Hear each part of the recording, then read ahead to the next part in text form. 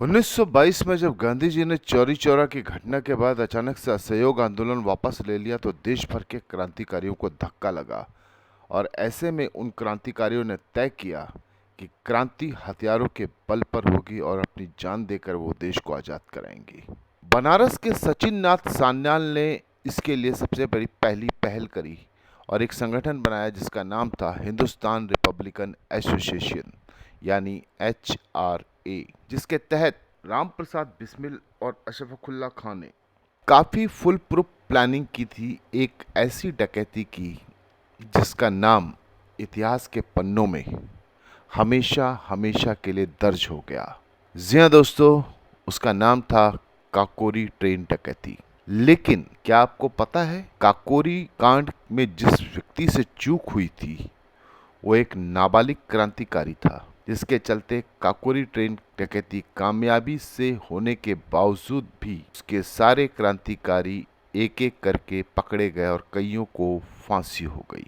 और इस बात के लिए उस नाबालिग ने 70 साल के बाद 19 दिसंबर 1997 को दूरदर्शन में मौजूद होकर उस पूरी घटना की गलती की जिम्मेदारी अपने सर पर ली और माना कि अगर मुझसे वो गोली नहीं चली होती तो ना राम प्रसाद बिस्मिल पकड़े जाते और ना अशफाक खां, और वो देश शायद पहले ही आज़ाद हो गया होता। ये क्रांतिकारी बाद में लेखक बन गए। उनका नाम था मनमथ नाथ गुप्त। हुआ ये कि HRA के बैनर तले बंगाल और यूपी के क्रांतिकारियों ने मीटिंग करनी शुरू की। 1922 के बाद बागा जतीन के मारे जाने और रासबिहारी बोस के जापान निकल जाने के बाद बंगाल के क्रांतिकारी संगठनों के कई लोग यूपी और दिल्ली की तरफ पलायन करते हैं और संगठनों से संपर्क साधने में लग जाते हैं। ऐसे में सबसे बड़ी समस्या थी धन की। धन कहाँ से लाएं? क्योंकि किसी भी संगठन को चलाने के लिए सबसे पहले जिस चीज की जरूरत होती है वह है धन। और इस धन की उगाही के लिए क्रांतिकारी दल को आर्थिक रूप से मजबूत करने के उद्देश्य से बिस्मिल ने एक बैठक बुलाई और बैठक में सर्वसम्मति से निर्णय लिया गया कि डकैती डाली जाएगी और सभी क्रांतिकारियों ने एक साहूकार के घर डकैती डालने का निर्णय किया और उन्हें सफलता भी हाथ लगी। लेकिन उनके जमीर को एक बात कचोटती की उद्देश्य पूर्ति के लिए वो अपने ही देशवासियों के यहाँ डकैती करें, उन्हें सताएं, यह कतई गवारा नहीं था। फिर बैठक होती और फैसला लिया जाता है कि इस बार अब सरकारी खजाना लुटाया जाएगा। और इसका विचार बिस्मिल को एक बार लखनऊ स्टेशन जाने का अवसर मिला जब, तो उन्होंने देखा एक कूली आमदनी वाला बॉक्स उतार रहा है जो जंजीरों से बंधा हुआ था और योजना परवाज चढ़ती है।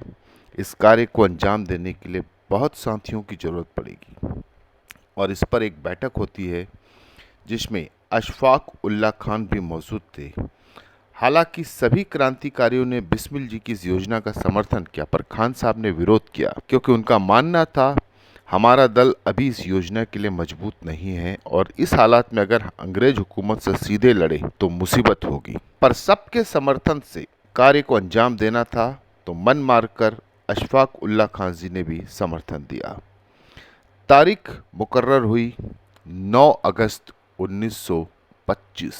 शाहजहांपुर से लखनऊ आ रही 8 डाउन ट्रेन को काकोरी कस्बे के पास रोककर गार्ड के डब्बे में रखे पैसों के थैले को अपने कब्जों में लेकर सभी भाग चले कि अचानक एक गोली चल गई और हंगामा मच गया। इस डकैती में कुछ 8,000 रुपए के रकम के लगभग हाथ लगी थी। ट्रेन में किसी को कुछ नहीं पता था लेकिन सबको पता चल गया, कई लोगों को पहचान लिया गया। ये गोली युवा क्रांतिकारी मनमथ नाथ गुप्ता की पिस्टल से अचानक चल गई और अहमद अली नाम का एक पैसेंजर मारा गया। सब लोग पहले से तय ठिकानों की तरफ कूच कर गए, लेकिन मामला अब बड़ा हो गया था क्योंकि अंग्रेज सल्तनत की चूल हिलाने के लायक का कारनामा जो हुआ, इससे पूरी की पूरी सरकार दहशत में आ गई और धीरे धीरे पुलिस का शिकंजा कसता गया।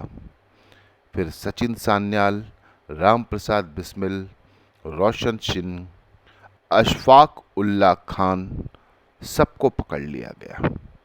शायद चंद्रशेखर आज़ाद को छोड़कर सभी को गिरफ्तार कर लिया गया। राजेंद्र लाहिड़ी को बंगाल के दक्षिणेश्वर बम कांड के आरोप में फांसी दे दी गई, तो बिस्मिल, रोशन सिंह और अशफाक उल्लाह खां को काकोरी केस में 19 दिसंबर 1927 के दिन फांसी दे दी गई। लेकिन मनमथ नाथ गुप्त, जिसकी पिस्टल से गोली चली थी, उसको फांसी नहीं मिली। कम उम्र के चलते उसको 14 साल की कैद हुई और सन 1937 में उसको छोड़ दिया गया। लेकिन ब्रिटिश सरकार के खिलाफ लिखने के चलते फिर 9 साल के लिए उन्हें जेल भेज दिया गया। आज़ाद भारत में मनमथ नाथ गुप्त ने सूचना प्रसारण मंत्रालय ज्वाइन कर लिया और अपनी एक आम जिंदगी में वापस पहुंच गए। लेकिन ये बहुत कम लोगों को पता है कि ये मनमथ नाथ गुप्ता वही थे जो आज़ाद जैसे क्रांतिकारी को एचआरए के संगठन में लेकर आए थे। आज़ाद ही बाद में एचआरए के प्रेसिडेंट बने और भगत सिंह, राजगुरु, सुखदेव आदि के साथ मिलकर एचआरए की क्रांतिकारी गतिविधियों को आगे बढ़ाया।